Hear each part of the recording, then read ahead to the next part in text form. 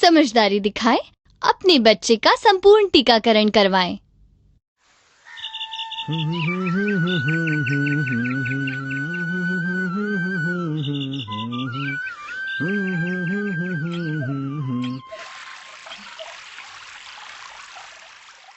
खुशबू जल्दी कर, शाम को मेला देखने चलना है, याद है ना?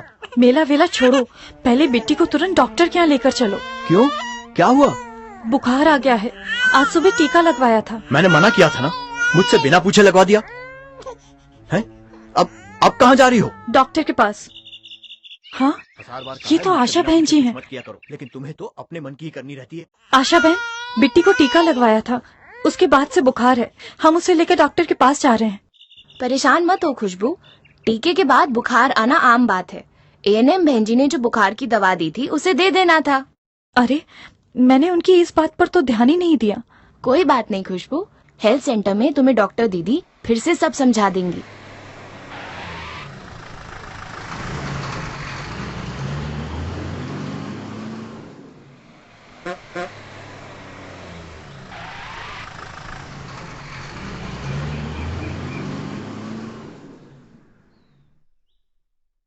नमस्ते डॉक्टर दीदी। नमस्ते, क्या हुआ बच्चे को? आज सुबह बिट्टी को टीका लगवाया था, उसके बाद से बुखार है। मैंने इसे मना किया था, इसने मुझसे बिना पूछे लगवा दिया। हाँ, पर ये इसने सही किया। हाँ? मैं समझाती हूँ। देखो, हमारा शरीर एक किले की तरह है। अब जैसे हर किले में फौज होती है दुश्मनों से लड़ने के लिए, वैसे ही हमारे शरीर की भी एक फौज होती है बीमारी फैलाने वाले कीटाणुओं और विषाणुओं से हमें बचाने के लिए। तो हमारे शरीर को कौन बचा कर रखता है? जैसे किले को फौज दुश्मनों से बचाती है, वैसे ही हमारे खून में भी काफी सारे बहुत छोटे छोटे कण होते हैं जिन्हें सेल कहते हैं। ज्यादातर लाल होते हैं, पर कुछ सफेद भी होते हैं। ये सफेद सेल हमारे शरीर के सिपाही हैं, हमारे शरीर की फौज। ये बीमारी के कीटाणुओं और विषाणुओं से लड़ते हैं और उन्हें खत्म करके हमें बचाते हैं। अब किसी भी फौज के सिपाहियों जैसे इन सफेद सेलों को भी दुश्मन को पहचानना, लड़ाई के दाव पेच, हथियार चलाना सिखाने की जरूरत होती है। अब इन्हें कैसे सिखाया जाए? इसके लिए हम बच्चे के शरीर में वैक्सीन को पहुंचाते हैं। इसी को टीकाकरण या टीका लगाना कहते हैं। इससे बच्चे को कोई नुकसान नहीं है। टीकाकरण में वैक्सीन को शरीर में इसलिए भेजते हैं ताकि सफेद सेल बीमारी फैलाने वाले कीटाणु या विषाणु की पहचान कर सके और इनसे लड़ना भी सीख ले।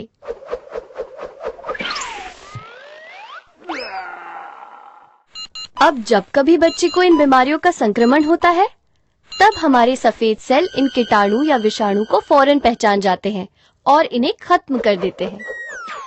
अब जैसे फौज की ट्रेनिंग में भाग दौड़ मेहनत होती है, वैसे ही जब सफेद सेलों की ट्रेनिंग होती है तो बदन गर्म हो सकता है। बिट्टी का बुखार भी सिर्फ यही है। इसका मतलब सिर्फ ये है कि उसके शरीर के सफेद सेल बीमारी के दुश्मनों से जम के लड़ना सीख रहे हैं, ट्रेनिंग ले रहे हैं।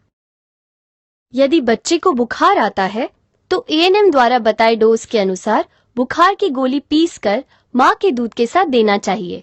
इससे सफेद सेल की ट्रेनिंग भी हो जाएगी और बुखार भी ठीक हो जाएगा। और अगर सूजन हो तो थोड़ी बर्फ या ठंडे कपड़े से सिकाई कर देना चाहिए। अब मेरी बिट्टी को कोई बीमारी नहीं होगी ना?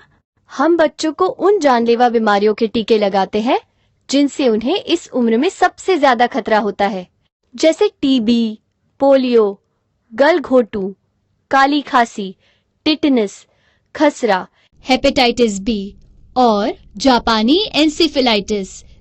बिट्टी को ये सभी टीके सही समय पर लगवाओगी तो बिट्टी का इन खतरनाक बीमारियों से बचाव होता रहेगा। अच्छा। एएनएम ने टीकाकरण के समय जो 4 मुख्य बातें बताई हैं, उन्हें याद रखना कि कौन सा टीका दिया गया है और ये किस बीमारी से बचाव करता है। टीकाकरण के बाद कौन से मामूली प्रतिकूल प्रभाव जैसे सूजन, बुखार, चिड़चिड़ाहट और गांठ हो सकते हैं और उनसे कैसे निपटा जाए। अगले टीके के लिए बच्चे को कब और कहां लेकर आए एवं टीकाकरण कार्ड को सुरक्षित रखें और अगले टीकाकरण के समय साथ लाए। समझ गया। अब से हम बिट्टी के सभी टीके सही समय पर लगवाएंगे। हाँ, याद रखिए, बच्चे को टीका लगवाने के बाद प्रतिकूल प्रभाव होने के बावजूद अगला टीका समय पर जरूर लगवाएं।